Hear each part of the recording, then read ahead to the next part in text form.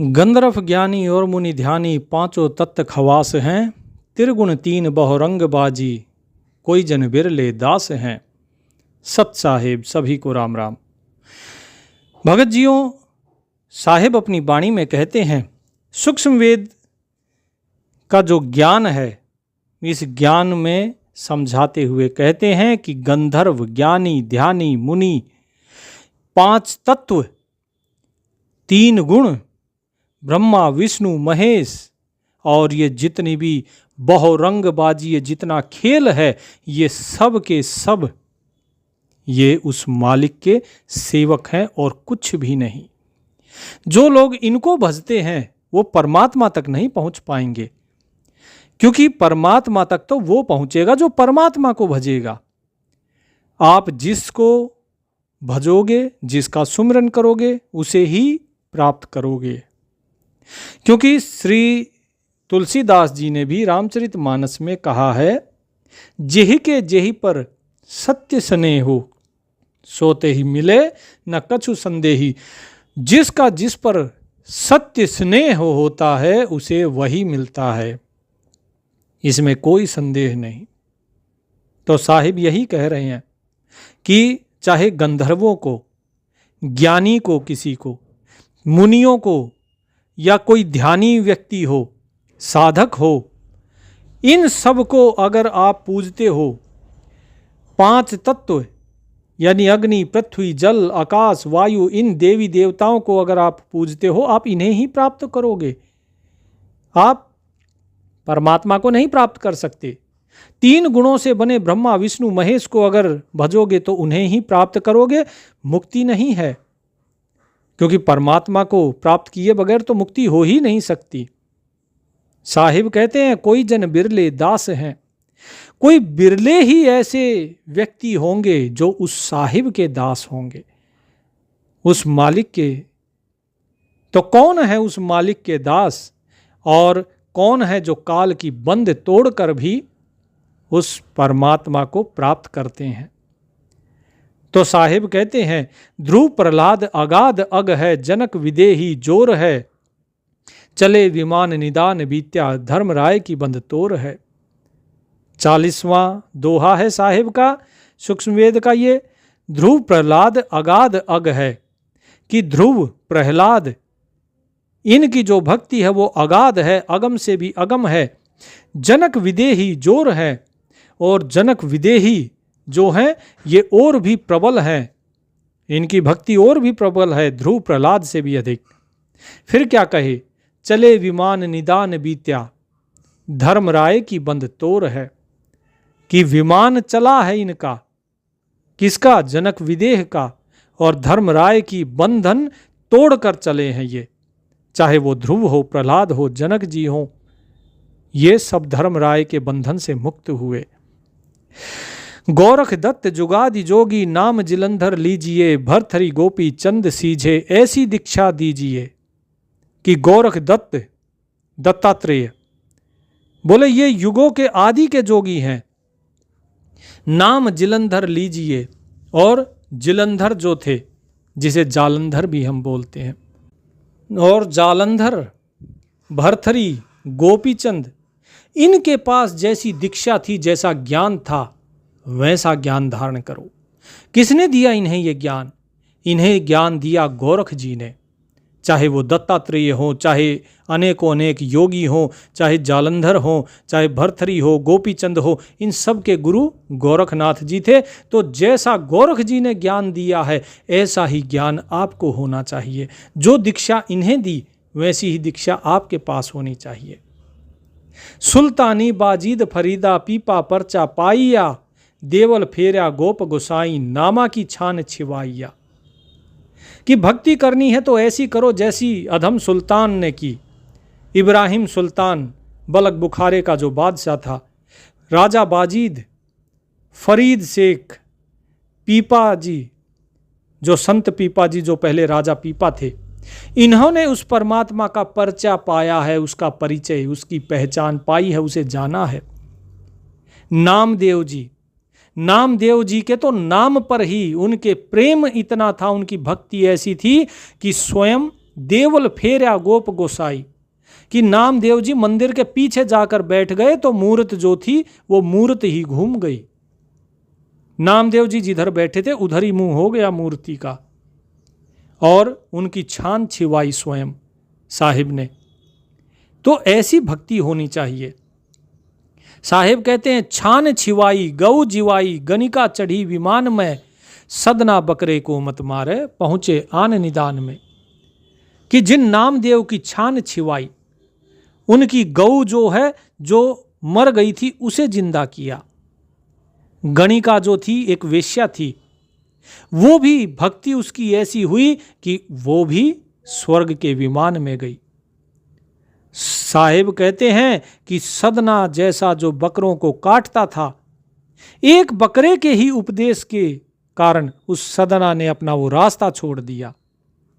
बकरे के रूप में सतगुरु स्वयं प्रकट हुए और सदना को उपदेश दिया, और वे भी इस संसार से पार हुए, वो परमात्मा तक पहुंचे। अजामेल से अधम उधारे, पतित पावन बिरदतास है, केसो आण भया बंजारा, खटदल की निहास है। उस परमात्मा की लीलाएं बताते हुए साहिब कहते हैं सूक्ष्म वेद में कि अजामेल जैसे अधम व्यक्ति जो हमेशा गणिकाओं के वेश्याओं के पास रहते थे, जो हमेशा पाप कर्म में लिप्त रहते थे, उनका भी उद्धार हो गया और वो संत अजामेल हो गए, भक्त अजामेल हो गए। तो वो जो बंदी छोड़ है वो परमात्मा है, वो तो पतित पावन है। ये बिरद है उसका, ये महानता है उसकी कि वो पतित अर्थात जो गिरे से गिरे लोग हैं उनको भी पावन कर देता है। स्वयं कबीर साहिब के लिए केसो आन भया बंजारा, सठ दल की निहास है।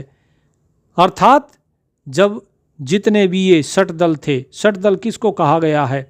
जोगी, जंगम, सेवड़ा, सन्यासी, दरवेश, ब्राह्मण, ये दो 6 के 6 थे। ये सभी हंसते थे कबीर साहिब के ऊपर, लेकिन स्वयं परमात्मा, स्वयं सतपुरुष केसों का रूप धरकर आए, बंजारे बनकर आए और कबीर साहिब का भंडारा किया। सारी काशी और जो भी काशी के बाहर से आए थे सभी को भंडारा कराया।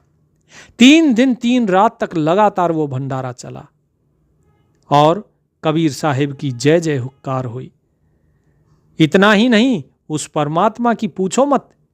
उस परमात्मा की कृपा ऐसी है कि धन्ना भगत का खेत निपाया, माधो दई सिकलात है, पंडा पांव बुझाया, सतगुरु जगन्नाथ की बात है।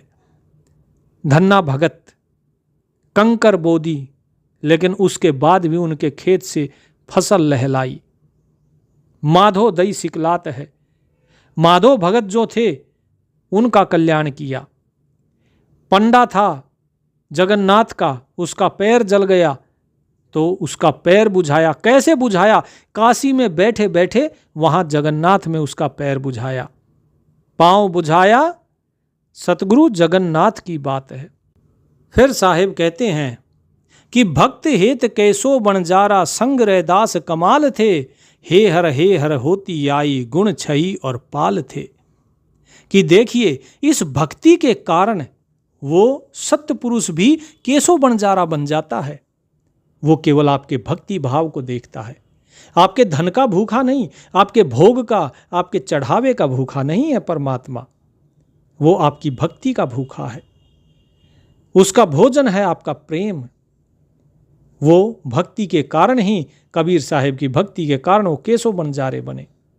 और साथ में रैदास और कमाल जी इस चीज के गवाह थे कि स्वयं रैदास जी जो हैं वो देख रहे थे कि हाँ किस प्रकार से पूरी हे हर होती आ रही है, इतनी बड़ी बालद आ रही है और इतना सारा माल खजाना सब आ रहा है।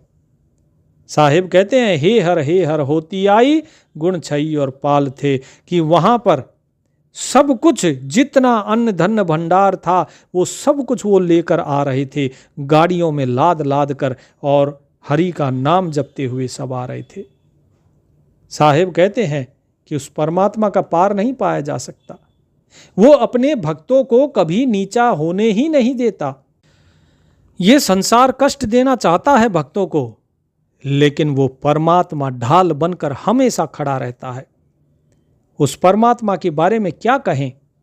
साहेब कहते हैं कि उस परमात्मा का अगर भेद पाना है तो भेद बताता हूं, ध्यान से सुनो।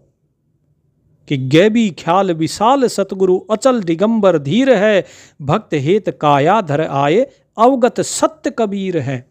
कि जो कबीर दास काशी में हुए वो स्वयं वो अवगत सत्य कबीर ही थे, और वही भक्ति के कारण, लोगों के प्रेम के कारण, भक्ति भाव के कारण काया धर कर आ गए थे। उन्होंने शरीर दिखाया, अपना शरीर धारण किया। वो कौन है? बोले गैबी ख्याल विशाल सतगुरु। कि वो सब कुछ वो परमात्मा ही है, वो बहुत जो सबसे विशाल है, जो स्वयं सतगुरु है, जो अचल है, दिगंबर है, धीर है, वही है वो। फिर साहिब कहते हैं कि भाई यदि उसे पाना है तो उसकी भक्ति करो, प्रेम करो। नानक दादू अगम अगाधु तिरी जहाज के वट सही, सुख सागर के हंस आए भक्ति हिरंबर उर्धरी। नानक जी तर गए, दादू जी तर गए। इतना ही नहीं, और भी कितने ही जितने संत थे, धर्मदास जी थे, कमाल, और भी जितने लोग थे जो उनके साथ थे, कमाल नहीं कमाली, जो उनके साथ थे, उन सब को पार लगा दिया उन्होंने। नानक जी के लिए फिर वाणी में कहते हैं कि हम सुल्तानी नानक तारे दादू को उपदेश दिया। कि कैसे पार हुए नानक जी, दादू जी? अभी जो कहा ना, नानक दादू अगम अगाधु तिरी जहाज केवट सही, कि इनकी जहाज तर गई, भवसागर से पार हो गई। क्योंकि केवट कौन था? स्वयं कबीर साहिब थे, सत्य कबीर। उन सत्य कबीर की बात हो रही है, जिनके बारे में गुरु नानक देव जी कहते हैं।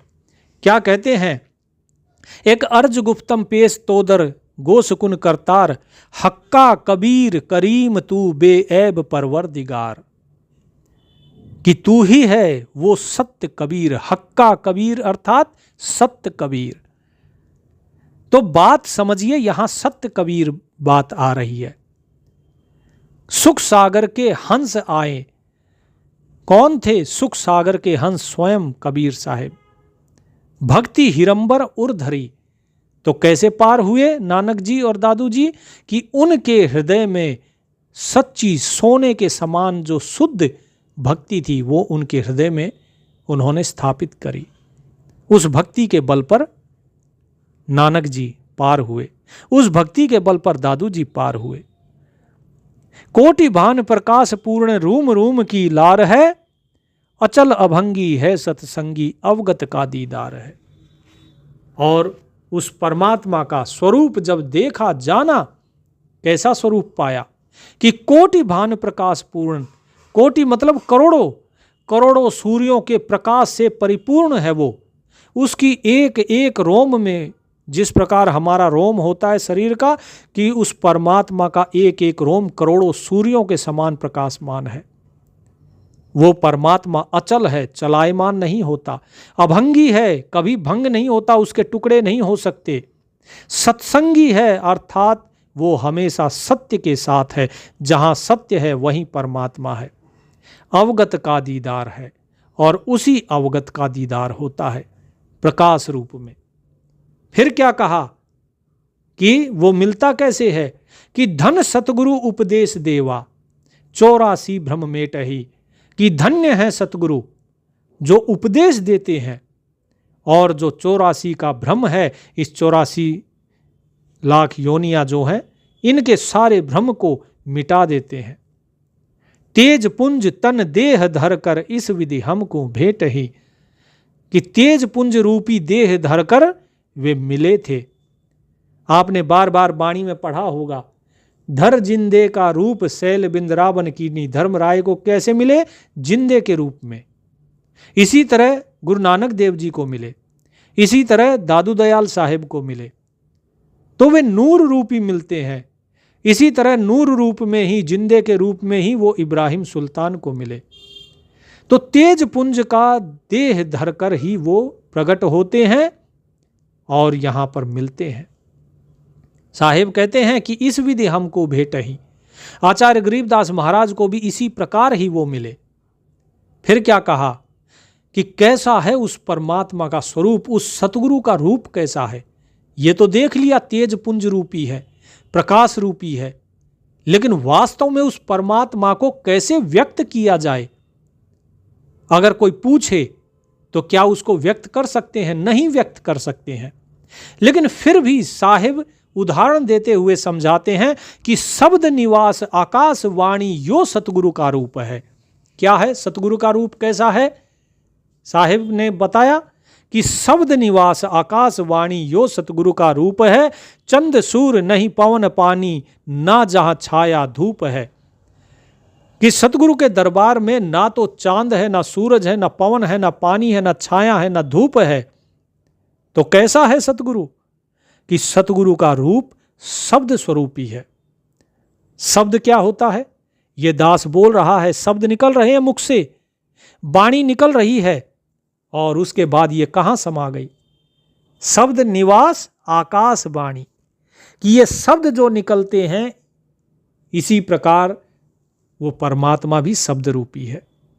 जिस प्रकार ये शब्द आकाश में, ये वाणी जो है ये आकाश में व्याप्त है, सर्वव्यापक है ये, ठीक इसी प्रकार वो परमात्मा सर्वव्यापक है। वो शब्द हर जगह है, केवल जब हमें बोलना होता है तब वो सुनाई देता है, अन्यथा वो सर्वव्यापक है। क्या आपको शब्द दिखाई देता है? नहीं दिखाई देता, लेकिन सुनाई देता है। लेकिन जैसे ही आपने सुन लिया, उसके बाद वो शब्द कहाँ गया? तो वो शब्द तो बोला था ना, शब्द प्रकट भी तो हुआ था, तो वो गया कहाँ? वो आकाश में व्याप्त हो जाता है, सर्वव्यापक। इसी प्रकार वो परमात्मा भी सर्वव्यापक है। ये सतगुरु का रूप है, सर्वव्यापक। तो सतगुरु को ना आने की जरूरत, ना जाने की जरूरत, वो सब जगह व्याप्त है।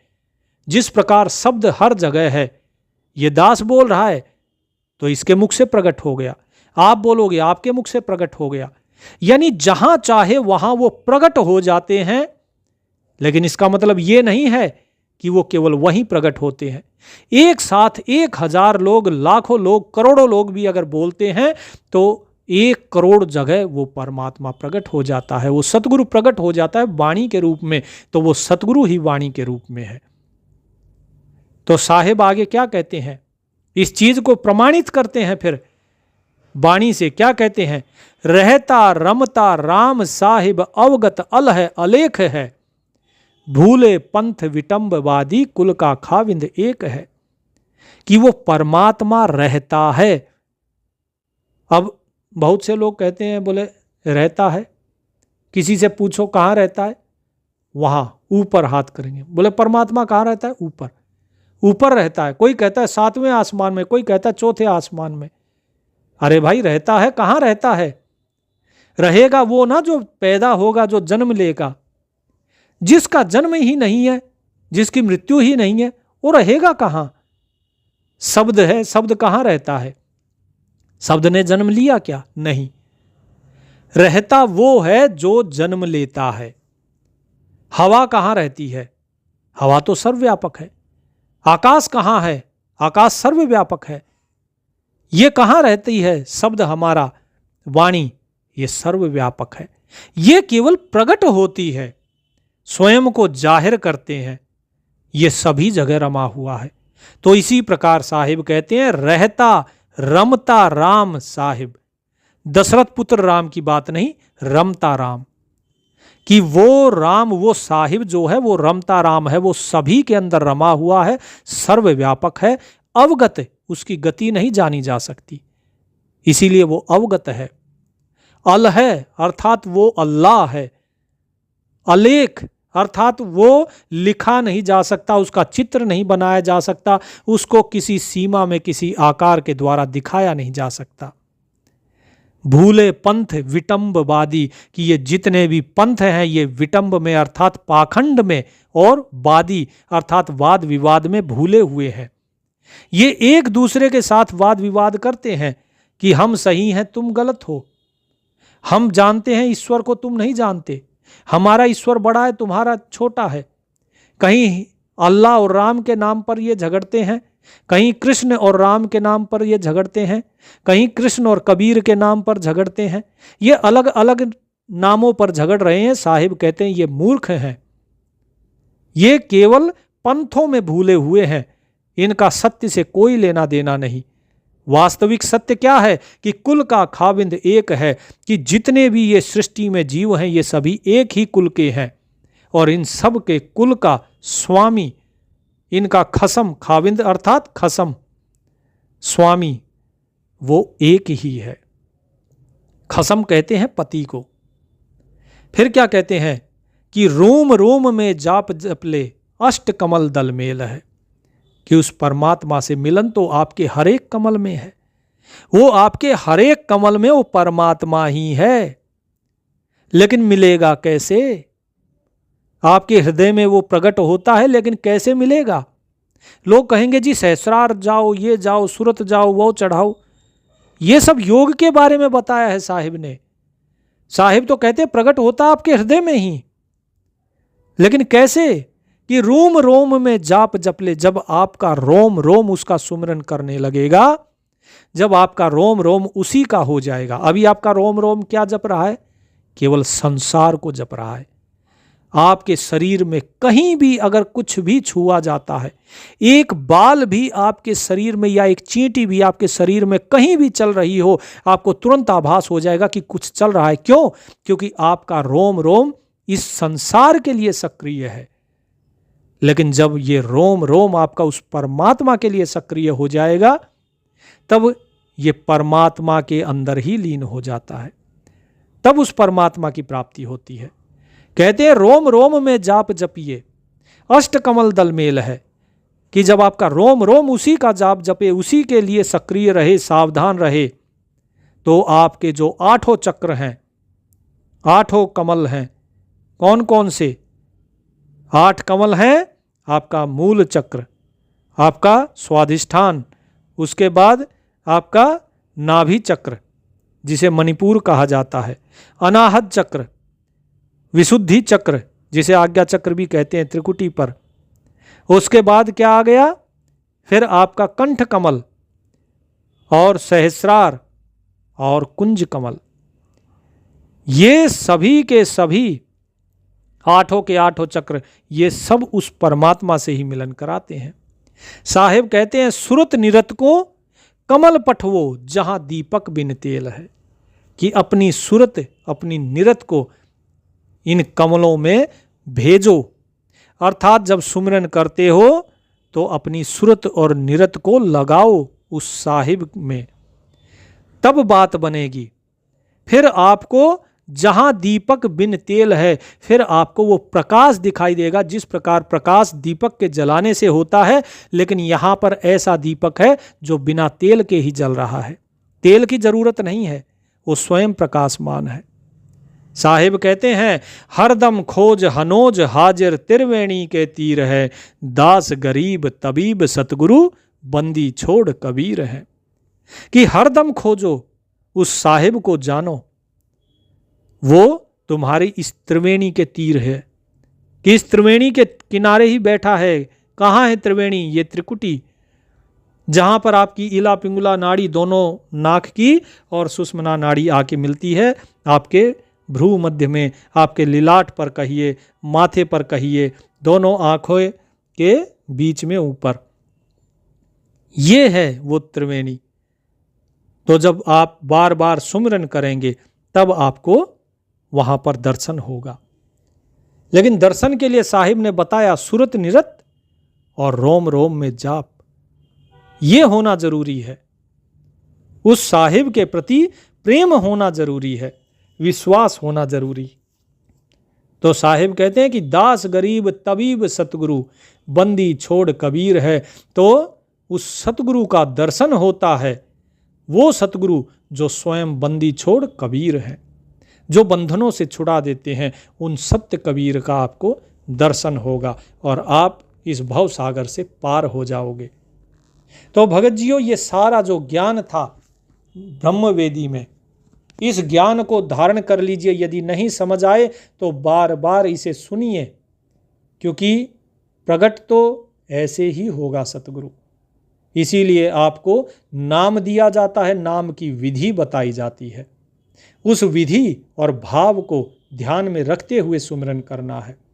जब तक भाव में स्थित नहीं होगे तब तक बात बनेगी नहीं, क्योंकि भक्ति आएगी ही नहीं। भक्ति खाली राम राम करना नहीं है, भक्ति भाव से पैदा होती है और भक्ति से फिर विरह पैदा होता है। तो इसीलिए परमात्मा की प्यारी जीवात्माओं, आप सभी से निवेदन है इस दास का कि सुमरन कीजिए। और एक निवेदन और है कि जिसने गुरुदेव से नाम लिया है वो कृपया हमारे व्हाट्सएप पर अपना नाम भेजिए, ताकि हम उन्हें अलग से एक ग्रुप में जोड़ सकें और जो भी हमारी जो गुरुदेव की आज्ञा होती है वो आज्ञा उन तक पहुंचाई जा सके और उनका फॉलोअप किया जा सके कि उनका सुमरन कैसा चल रहा है, कैसा नहीं। उम्मीद करता हूँ सत्संग आपको पसंद आया होगा। परमात्मा सभी का कल्याण करें। सत साहिब।